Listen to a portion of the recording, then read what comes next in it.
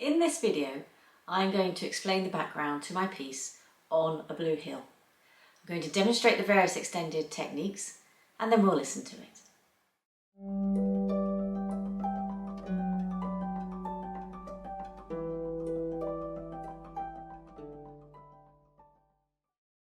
In 2021, I was a composer in residence with Harps Northwest, and during that time I wrote several pieces for them.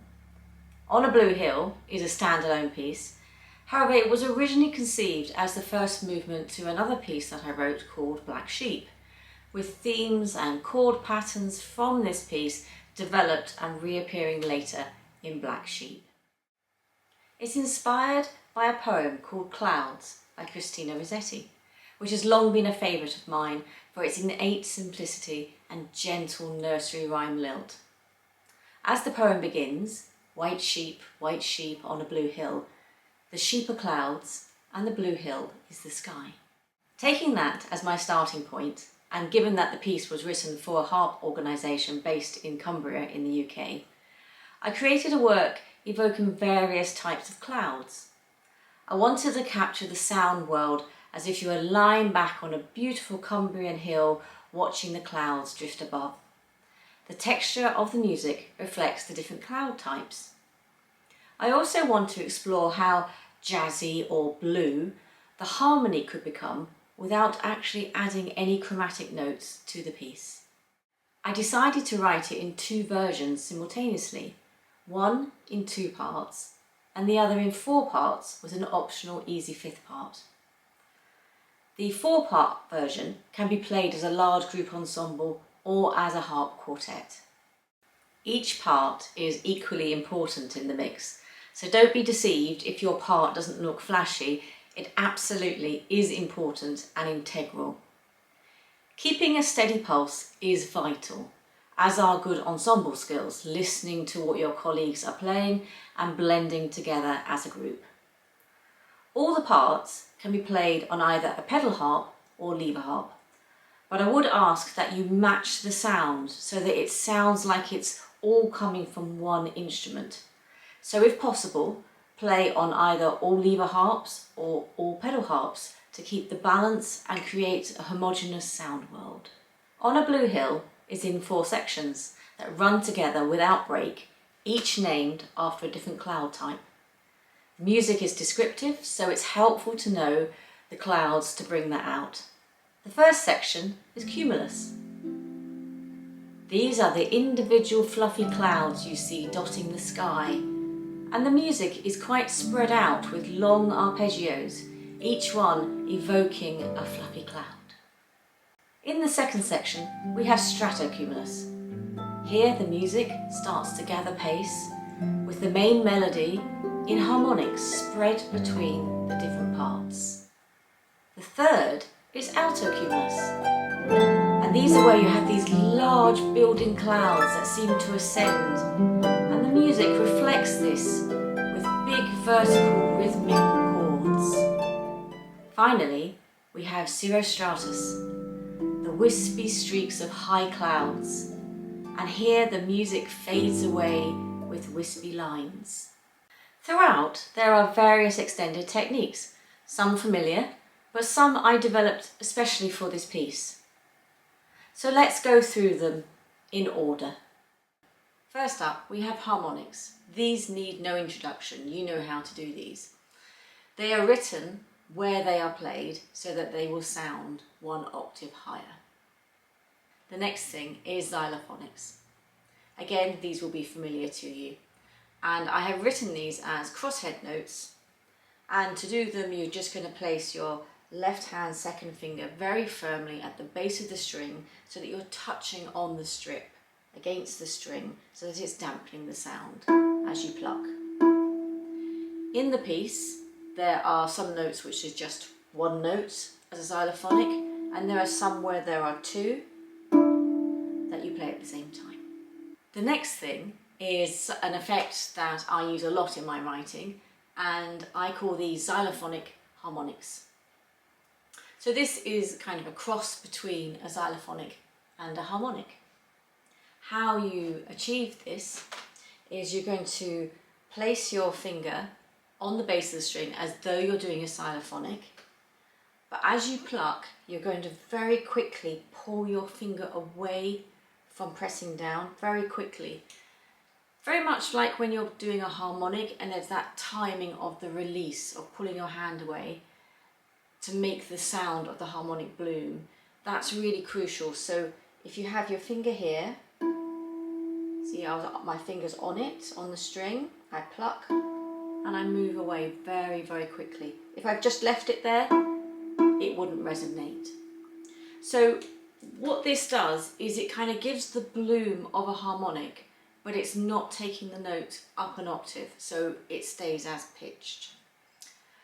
So this comes quite a few times, and it's very clearly marked each time where a note is a xylo harmonic.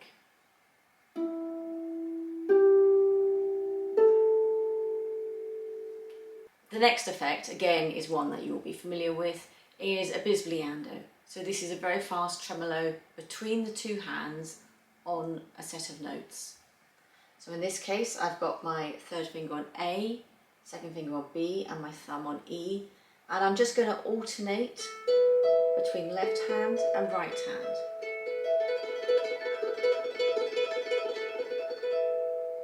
And there we go, it's like just a little fluttery effect. Next, we have the percussive extended techniques. The first one is clearly marked where it says sweep your fingers up the soundboard.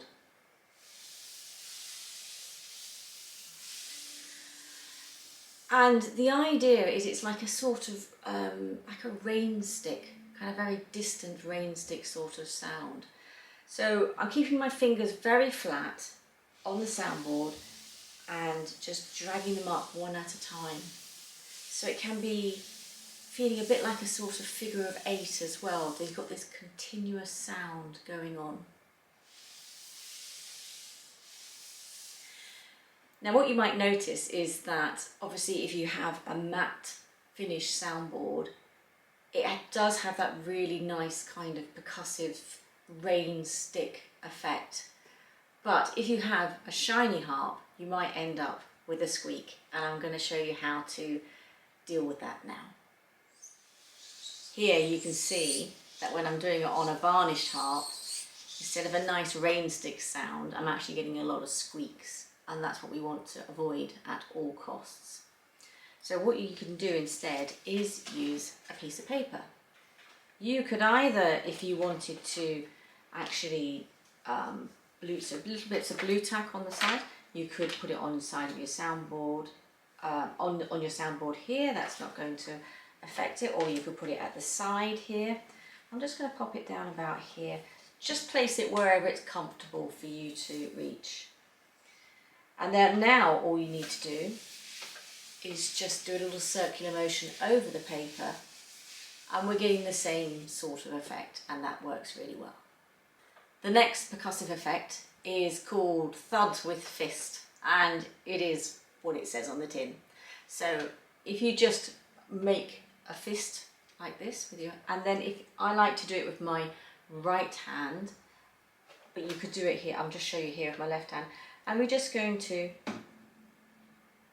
just literally just very gently hit the harp at the side. Obviously be careful of the rim here that you don't actually hurt yourself, but we don't want a soundboard, and it is just very much just a soft thud.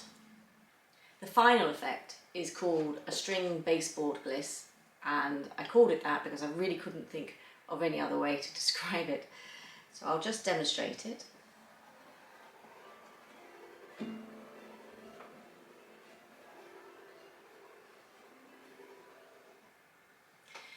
It's a very quiet sound, it's a very subtle sound.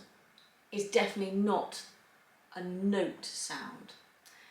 It's more about the kind of the air and the percussiveness of it that I wanted. And again, it's to do with the descriptiveness of the clouds. I wanted this kind of slightly eerie sense, but without a sense of pitch, with the kind of movement. So I'll show you one more time.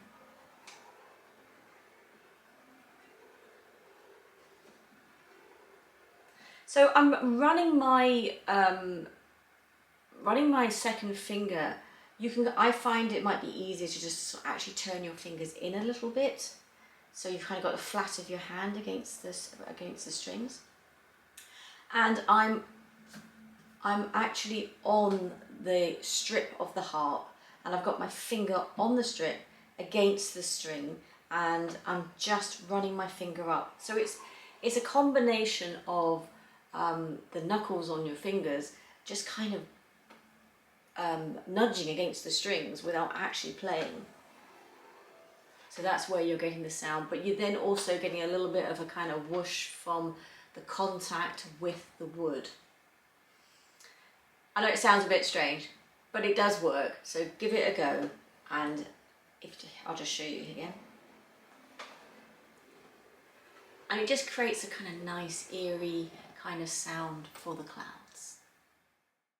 Finally, a couple more things before we listen to the whole piece. For the chords in bars 13 and 14, play them rolled or arpeggiated over the bar, starting on the beat. Take your time, and if you're playing as an ensemble, you will need to follow your section leader on the speed. There are markings like feathery and whispering, and these indicate playing really lightly. These are background textures and embellishments, not the main melody, so they need to stay lighter and not dominate within the mix. Now that we've gone through all these points, let's have a listen to On a Blue Hill.